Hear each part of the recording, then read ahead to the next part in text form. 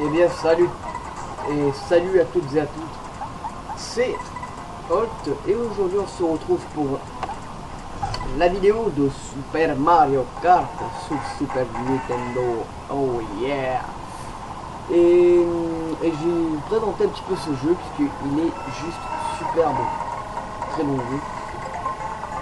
Donc pour faire bref, c'était un jeu sorti en 92 sur la Super Nintendo, développé et édité par Nintendo. Une exclusivité Super Nintendo d'ailleurs, c'est sûr qu'il ne va pas s'en sortir sur Sega Mega Drive ou sur PC Engine. Donc voilà, donc c'est un jeu de course qui reprend l'univers de Mario avec différents univers de Mario. Et c'est un jeu de course déjanté. Je ne connaissais pas les Mario Kart, en fait vous avez 8 joueurs ou 12 joueurs pour les versions comme ça.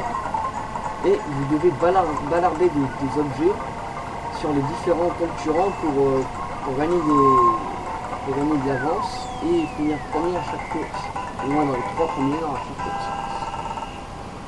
Ici c'est 4ème, enfin même dans tous les Mario Kart c'est 4ème, on peut finir 4ème comme ça. Donc voilà, donc on se retrouve sur la Flower Cup, la deuxième coupe du jeu. Donc il y a 4 coupes. Le Mushroom Cup, la Flower Cup, la Star Cup et la Special Cup. La Special Cup évidemment qui est dans tous les Mario Kart. C'est la dernière coupe du jeu avec la Rainbow Road. Là vous voyez un item spécifique à ce Mario Kart puisqu'on ne le retrouvera jamais. C'est la fameuse plume. La plume voilà, qui nous permet de faire un très grand saut histoire de couper.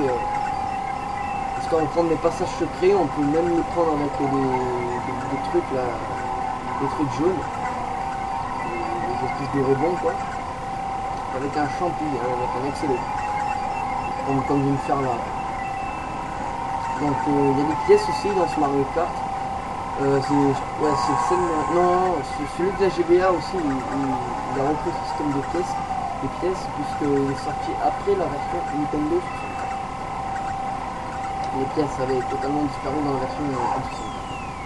Ce qui est fort dommage parce que les pièces franchement bon. Ouais, ça sert à rien, franchement ça sert à rien. À part nous faire gagner un petit peu de plus de vitesse, mais au-delà de 10 ça sert plus à rien. Donc il y a 8 persos.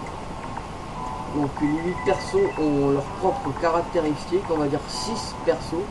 Donc 4 persos sont identiques. De leurs propres caractéristiques, etc. Franchement, ouais, je m'attendais pas à un truc pareil quoi. Bon, 1000 persos c'est pas beaucoup, pas énorme, mais c'est pas mal, hein. Franchement c'est pas mal, on peut dire quoi, on connaît le minimum syndical, on peut dire. Donc mon pied, bordel de merde. Je me suis coincé le pied dans le tiroir. Ah putain. Ouais donc les 4 personnes qui ont leur propre caractéristique fonctionnent par paire. En fait Mario et Luigi sont moyen en tout, bonne vitesse de pointe moyenne, contrôle moyen, dérapage moyen. Peach et Yoshi ils ont une bonne accélération, sauf que le maniement est pas super, franchement. Voilà, c'est des persos pas top. Après Bowser et Donkey Kong, eux c'est des fous, eux. Ils font que les dérapages. Ils ont une putain de vitesse de pointe. Et il faut réussir le dérapage histoire de les maîtriser. C'est pas facile que ça. Après on a Koopa et Toad qui sont les personnes les plus maniaques du jeu pour les débutants du dérapage, etc. Parce que le secret de ce Mario Kart c'est les dérapages. Il faut bien réussir à manier le dérapage. Vous voyez en dessous tous les virages qu'il y a, les virages en épingle là, putain. Il faut bien réussir à maîtriser le dérapage. Donc voilà. Qu'est-ce que je peux dire? Ouais, sinon on va attaquer tout de suite les bons points et les défauts.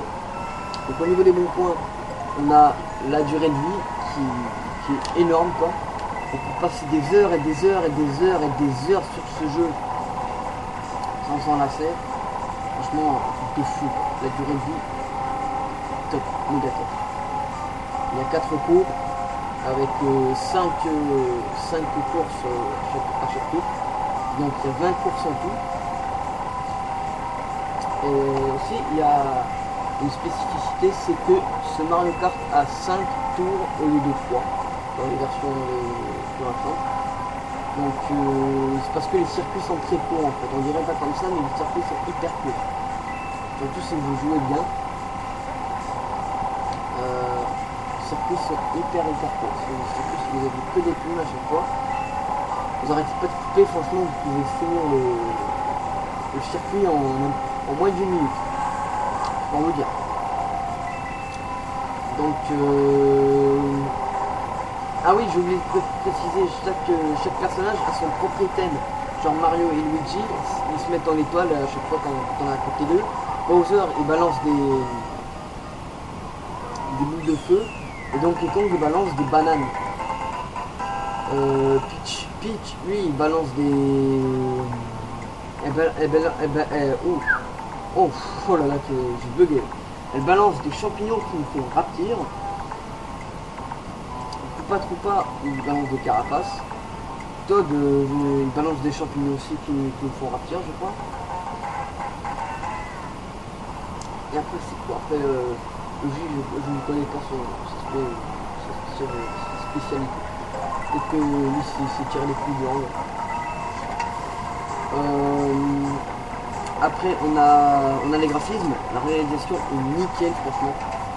Ça va vite, ça ne rate presque jamais. C'est hyper fluide, ça tourne surtout en 60 Hz. C'est hyper fluide. C'est un putain de bon jeu comme on en fait plus. Surtout les Mario Kart maintenant ils sont trop aléatoires, c'est trop basé sur la chance et tout, c'est trop basé sur les items. Là c'est juste. Là c'était juste la technique quoi. Celui sur 64 il a l'air excellent, moi j'ai jamais joué. Mais tout le monde dit qu'il est super bon et tout. Donc on va voir ça de toute façon parce que je vais faire le test.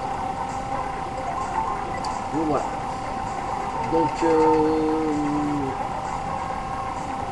Donc voilà, là, les graphismes sont super beaux. Après la jouabilité, ça se manie super bien. Et maintenant on va passer aux défauts. Donc les défauts franchement, et le peu de personnages, franchement, il manque de personnages pour moi. Il manque de variété dans les circuits. C'est-à-dire qu'on a Super Mario circuit 1, circuit 2, circuit 3. Ça y est. Donc en bref, c'est un excellent jeu de course avec qui reprend plusieurs univers de Mario. Même si à vrai dire il n'y en a pas beaucoup. Et franchement il est juste super excellent quoi. Il est super jouissif, super intuitif, on s'amuse vraiment dans ce Mario Kart. Et c'est ça le gros point fort. Donc bref, c'était Holt et